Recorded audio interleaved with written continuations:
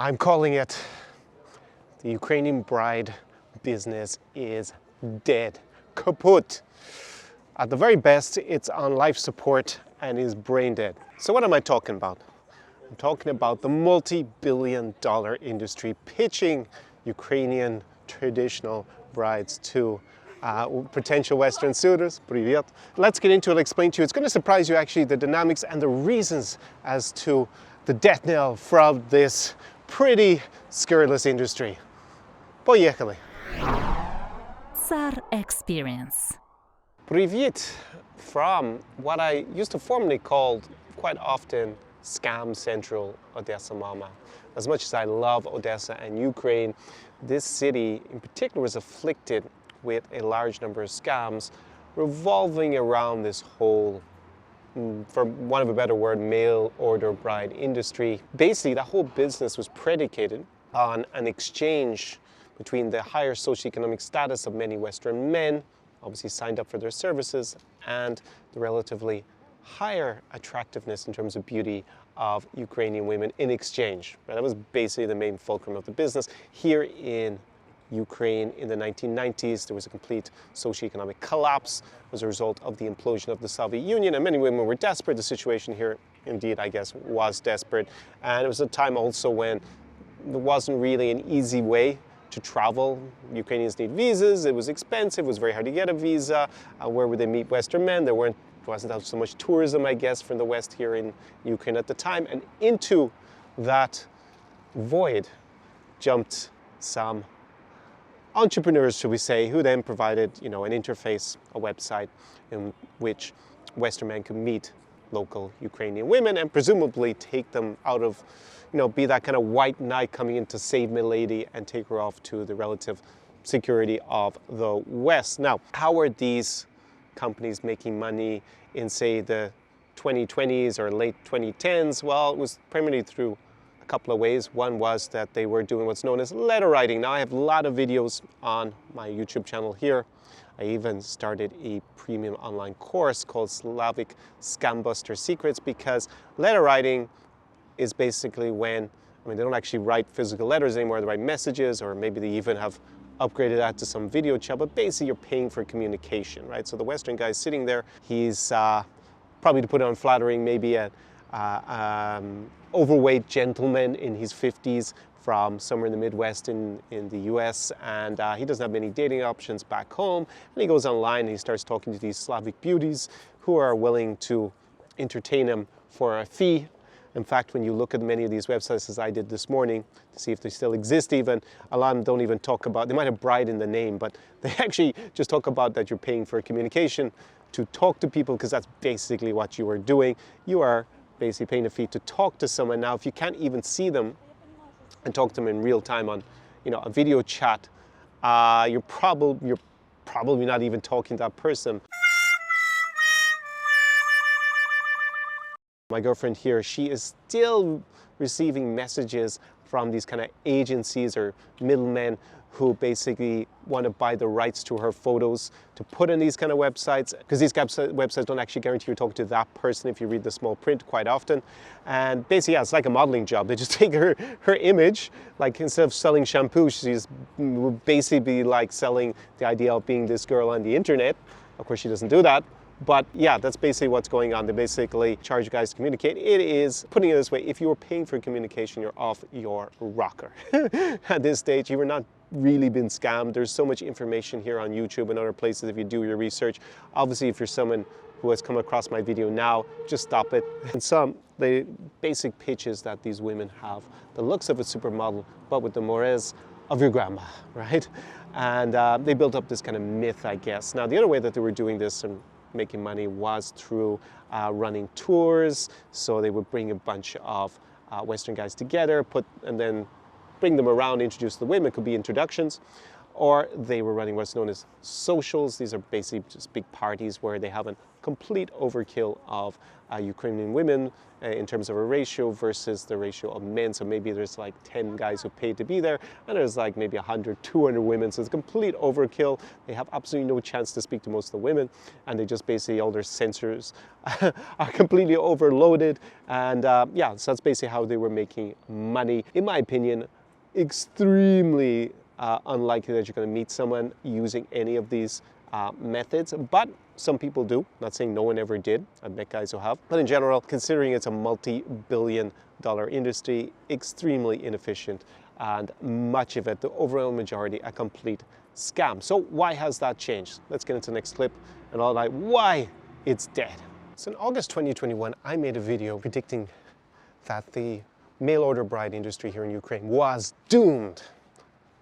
And in fact, it's actually a shot in Kherson, which was liberated a few days ago by the Ukrainian forces. Actually, President Zelensky of Ukraine is there today when I'm filming this video. It's actually give you a big hint about the big change. Obviously, you've been living under a rock if you haven't noticed that Russia launched a full-blown invasion of Ukraine on February 24th, 2022. And as a result, this process, the downward decline of this industry has accelerated. So let me explain some of the dynamics as to why. I'm here in Odessa, Ukraine, you can see, but I'm one of the few foreigners who's probably here because obviously it's not entirely safe to be in Ukraine. It's a country at war.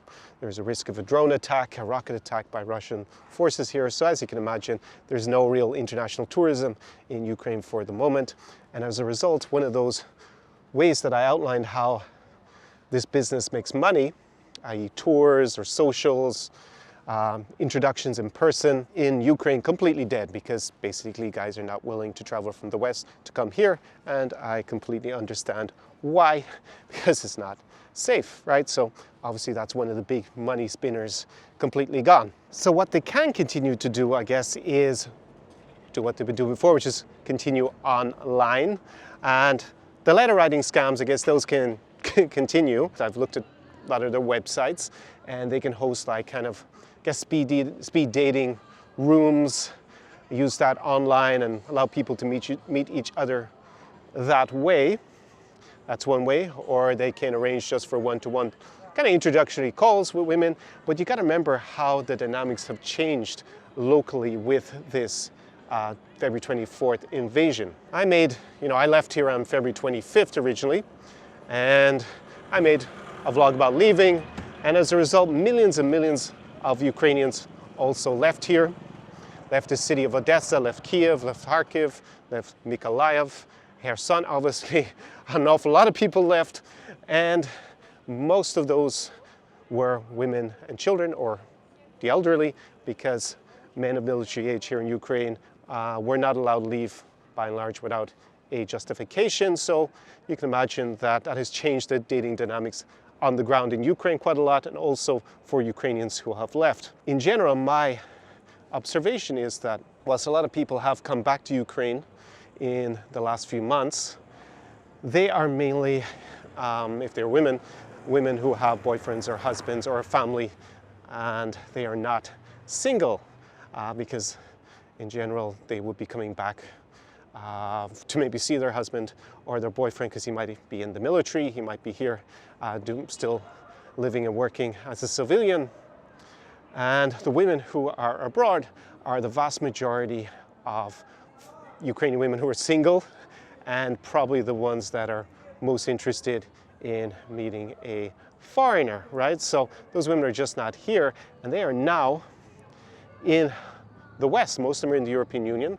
Those women can actually, I'll put it to you this way, actually, a Ukrainian passport is now, for moving, relocation, stronger than, say, my Irish passport, because if I want to move to the US, it's not going to be as straightforward as it would be for a Ukrainian.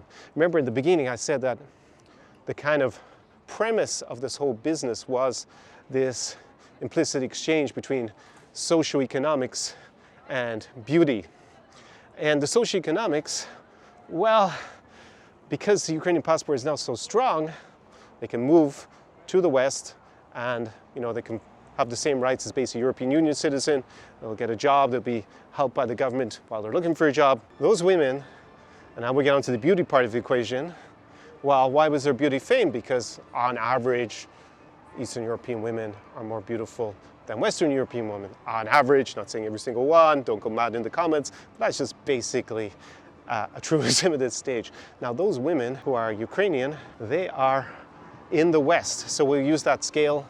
That's not great, but 1 to 10 in terms of beauty. Maybe there are 6 in Ukraine. They're hanging out in London, or they're hanging out in my hometown of Galway in Ireland, and they've gone from a 6 to an 8 on the local beauty scale. And what that means is that they have a lot of more options than they would have had before the war in Ukraine. Ceteris paribus, the socioeconomic part of that equation is already taken care of, and their dating options are way better than before. So they definitely don't need the Ukrainian bride business anymore if they want to become a Ukrainian bride with a Western man. They're already there. And think about it, the women who are here in Ukraine a little bit, well, most of the other Ukrainian women who are single have left. So, and it's obviously the single Ukrainian men have not left in general.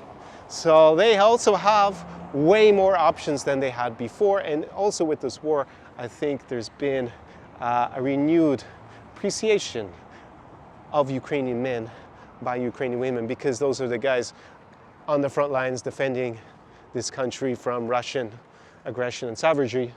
And you know, those kind of more basic instincts kick in, which is self-preservation. And obviously those guys who are willing to go out and fight in the front line in the Ukrainian armed forces are definitely seen as the real men. And if you're a Western guy who suddenly showed up here in Odessa with a marriage agency, thinking that, oh, you know, there are no foreigners here at the moment, no tourists, so they must all be desperate to leave Ukraine. Number one, they can all leave anyways. They don't need to find a foreign husband to do that. And they're probably not going to see as particularly high value vis-a-vis their other options if they've stayed, or if they are in the European Union or somewhere else in the West at the moment. They've already made it there. So there behind me you can see the Odessa Opera House, quite famous landmark here in the city center. I actually shot a video there with an American guy who has a Ukrainian partner and a child, and he was out on the front lines. So there you go. That's how you impress the Ukrainian girls if you're going to come here at the moment. That's the real man mindset.